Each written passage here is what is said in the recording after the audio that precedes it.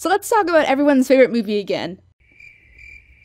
Well, one of my favorites. Like many of you, I grew up with The Lion King as a child. It's a great movie. It's got a good cast and challenges its heroes and still has a talking animal sidekick to meet the Disney quota. We gotta sell more Timon and Pumbaa stuff. We need stuff. A cartoon show. We need even more stuff. The point is, there's a lot of merchandise for this franchise. To give you a brief history and to talk about it more, when this movie was pitched, no one had faith that it was gonna do well. Slightly original story is not something Disney is known for. That's more of a Pixar thing even now. By pulling comparisons between Hamlet and Kimba aside, what makes this film work? What's at the core of its story? Elements like its suspension of disbelief being extremely well done is one thing. Do you even question a talking animal movie where there's a patriarchal society, and then there's this lion who usually eats members of said society?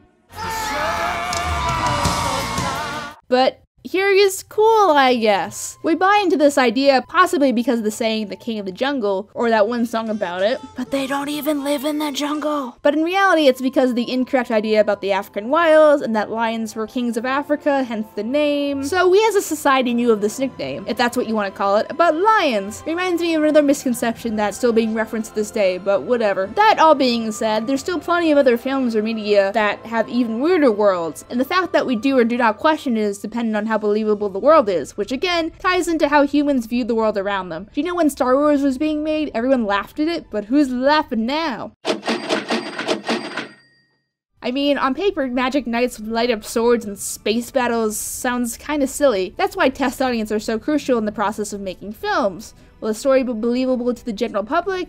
In The Lion King's case, it did, making so much bank that it became the highest grossing animated film at the time. But for now, let's focus on how The Lion King presents its internal struggle of its protagonist, Simba. Although Simba's role does play much into how the narrative presents itself, let's talk about Simba himself as a character. You see, Simba is actually a really well-rounded one because he's dealing with serious issues of guilt, abandonment, and so on. Some of you might know what I'm about to tell you, and if you already do, stick around for the ride. You might learn some fancy film terms in the meantime, because I have a film degree that I don't really use and use. So do you guys know that Simba thought he killed his father? I mean, that might be obvious, as it explains the whole need for Simba to run away and live with these guys in the first place. But how do we know it? Simba doesn't really show us that, at least not too much with what he says. As kids, we can understand something is wrong, but not sure what. The undercutting with Scar's actions, especially in the beginning, can get confusing sometimes, especially to children. The best example is the stampede scene. Think about it. If we cut this scene and the one in the beginning where we establish the hyenas are the main start of the stampede, to young Simba, what does it look like? Scar is totally omitted, and from Simba's point of view, he starts the stampede with that little roar thing. Mufasa climbs to save him, and he fell off on his own.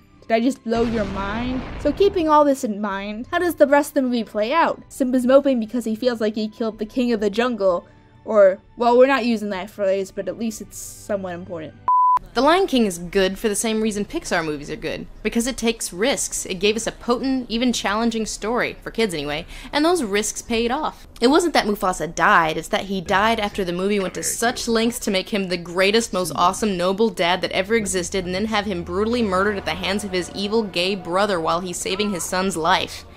He has to be a king and come to terms with his mistakes, because at this point, Scar is just kinda selfish and less like a total dick face than he turns out to be, at least from Simba's perspective. I mean, sure, he told Simba to run away, but from a kid's perspective, it might have been the right thing to do, question mark? When Simba goes back, Scar plays with this and Simba gets defensive. It takes Scar to admit that he caused the accident for Simba to really connect the dots about how everything played out in the stampede scene, you know, from before, and I mean, it really highlights how manipulative Scar was, as well as how much Simba took in. Going forward, I think that's why Simba is so angry at Scar in the last fight, but keep in mind, Simba didn't really know any of this until he came back to face Scar. Simba came back anyway to face the fact that he might have accidentally killed his father and has to deal with the consequences. It's a little convenient that it turns out not to be the case, but whatever. The story is about how Simba comes back to face that possibility versus Scar being tied into it, at least from Simba's perspective. That's what makes Simba a hero and so flawed. He faces his fears despite the fact